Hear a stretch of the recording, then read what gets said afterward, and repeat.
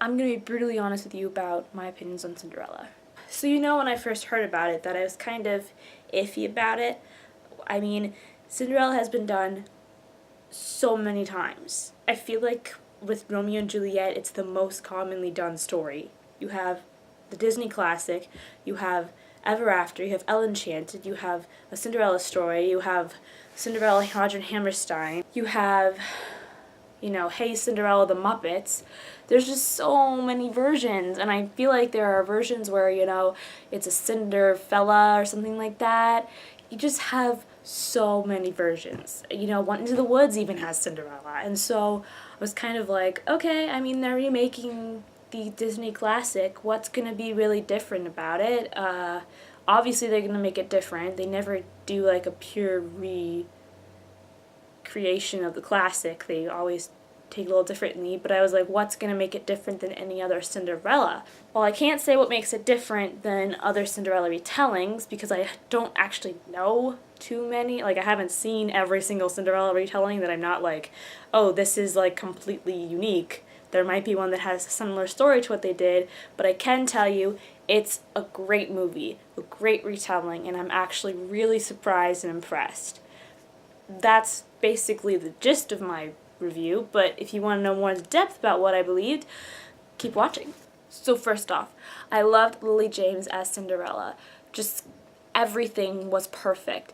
Lily James, just the way she handled the role, like the whole time I felt like Cinderella was real, like I was really there, and like I just wanted to be her. Like she was so kind and nice and sweet and innocent, and I was like, oh my gosh, you're like my new role model. Like you're an animated character, and well, was an animated character, now you're a live action character, and Lily James is just beautiful and very, I don't even know, like I'm just in awe. The way she spoke and the way she moved and her singing, which wasn't actually in the movie. For some reason they didn't make this a musical, but you can find her recording of A Dream Is What Your Heart Makes on the CD.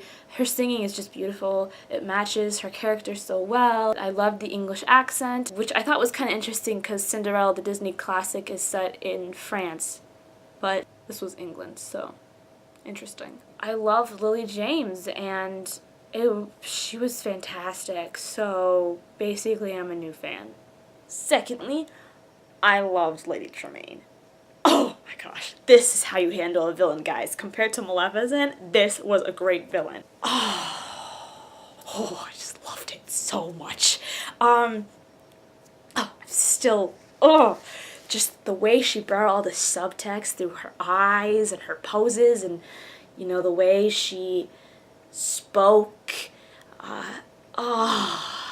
Basically, I'm just in love with this performance and this character. I really appreciated the fact that they gave her more depth. I mean, I loved Lady Tremaine in the original classic. I mean, I love her as she is, but she definitely could have more depth, and so I appreciated the fact that they gave her more.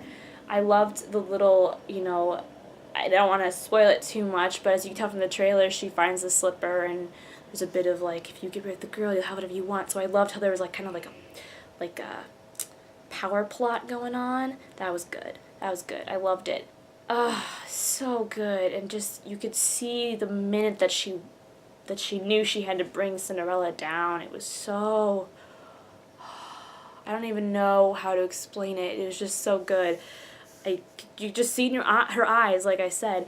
And I loved when Cinderella asked her, why are you so mean to me? Why are you so cruel? I've done everything I could to be kind to you. And she said, because you're good, and you're sweet, and you're innocent, and she just walked out. Like, she couldn't finish it, and she just walked out, and you knew exactly what she wanted to say, but she didn't say it, and so it was good. And I was like, that's how you handle a villain. Like, when that happened, in my head I was screaming, that's how you handle a villain. Just enough to be like, oh, she's good, but I don't need more than that. Don't need a stupid Maleficent movie. Don't need it. Don't need it. Sorry, I just had to bring that in there, but I had to. Anyway, love Lady Tremaine. It was fantastic. Loved it. The way when Cinderella was like, I forgive you, and she just crumpled on the stairs, and I was like, oh. Basically, I want to play a villain one day and play it as well as Cate Blanchett did. That's it. that's the end of that. Number 3, gotta mention the prince here. He was, woo, I was swooning. TDM was sitting next to me, had it worse than I did. She was like, woo! But I gotta say, was he wearing fake contacts? Because he cannot have the eyes that blue. And his teeth and his voice and just all around perfect. And I loved how they gave him more depth. I mean, at first I was like, no, they meet before the ball, like this is just like ever after, but it was still kind of different.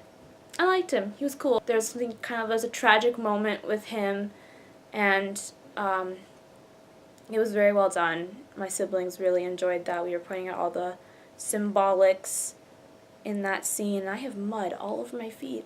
Number 4. I definitely cried like 4 times in the theater.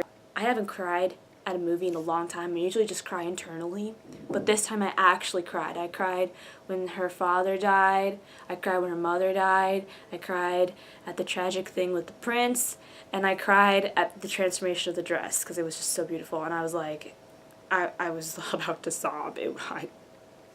Good movie if I cry, okay? That's all. 5, speaking of the dress transformation, breathtaking. It was even better than the original, and that's saying a lot for me because I love my original. Oh, the colors. She was wearing pink and it was her mother's dress, and then the fairy godmother turned it into a blue dress, the classic blue dress. Well, actually in the original it's a white dress, but it's become a blue dress, so that's why I was kind of like, really, it couldn't have been a white dress to say true, but whatever. But the pink turning into blue reminded me of Aurora, and so I was kind of like, Sleeping Beauty much, but it was gorgeous, and just the way that they had the magic swirling around it and the colors changing. I mean, it was a beautiful pink and a beautiful blue, and it just worked so well, and the butterflies and then the shoes. Oh, it was all beautiful, so beautiful. I just basically want that dress. It was my favorite shade of blue. Oh, it was like a watercolor dream, just all these different shades of blue, like, oh, so beautiful, so beautiful. Anyway, the movie is worth that transformation scene alone. But speaking of that dress, the costumes were amazing.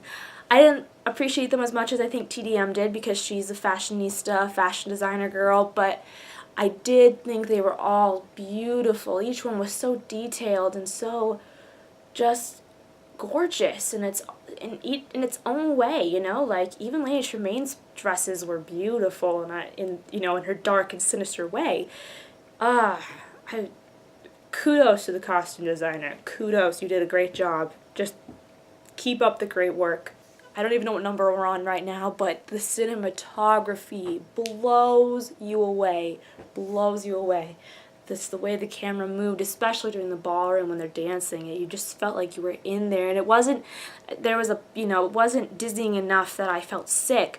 There's a part in Les Mis, in the, I can't say their last name, but Master of the House, and there's just so much movement, I get dizzy, and I just want to hold the screen still, But this was handled great. Like, I didn't get sick or dizzy during the ballroom, but I still felt like I was in the dance, like I was dancing right there.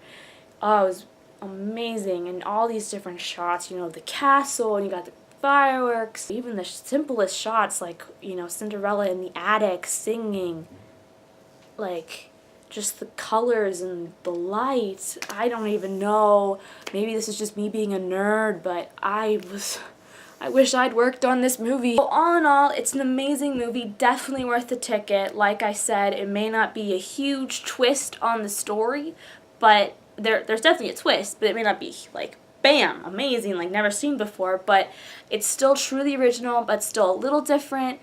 There's nothing super, I mean, it's modernized a little bit, but there's nothing like super modern in it. It's not like Maleficent where it's very feminist. It's just a good old fairy tale on the screen, and there's such a good message of being kind and being true and innocent and forgiveness. Really, I have nothing more to say than, well done, Disney. You did it again.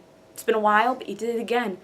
And I give this 5 out of 5 stars. I'm not even kidding. It's definitely something you should see on the big screen. You won't appreciate all those amazing shots and intricate costume details like you will on the big screen. I mean, it's definitely worth watching at home, of course, once it's out on DVD, but you really gotta you gotta see it on the big screen. So go see it as soon as possible and tell me what you think.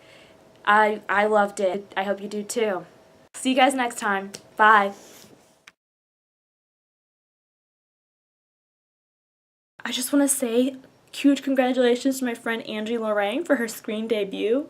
Just kidding, but we always joke that this poster makes her look like Helena Bonham Carter. So I just thought of that when I saw her as the fairy godmother, and I was like, oh look, that's Angie, but it's not really.